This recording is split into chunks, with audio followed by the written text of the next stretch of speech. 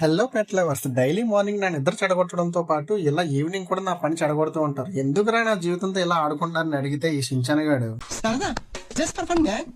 ఇప్పుడు వీడి బాధ ఏంటంటే వీడిని పైకి తీసుకెళ్ళమని, అలాగే కాసేపు వాళ్ళతో ఆడమని, లేదంటే ఇక్కడే పోసేస్తా తర్వాత నువ్వే బాధపడతావు అంటున్నాడు. ఏంటి మొక్కలో అంత అర్థం ఉందేటి? మరి లేదేటే.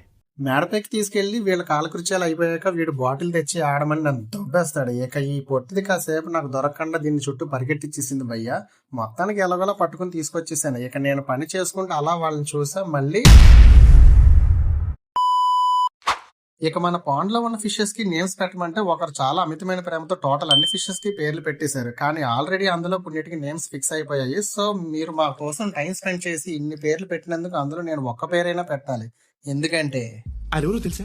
నేను పెట్టే ప్రతి పోస్ట్ ని లైక్ చేయడమే కాకుండా కామెంట్ చేసి 10 మందికి షేర్ చేసే ఉన్నత భావాలు ఉన్న వ్యక్తిరా. ఇక అందులో బంటి అనే పేరు నాకు బాగా నచ్చేసింది భయ్య. సో మన చెర్రీలానే ఉన్న వాడి ఫ్రెండ్ కి బంటి అనే పేరు పెట్టేస్తా. ఇక నుంచి వీడి పేరు బంటి బాబు.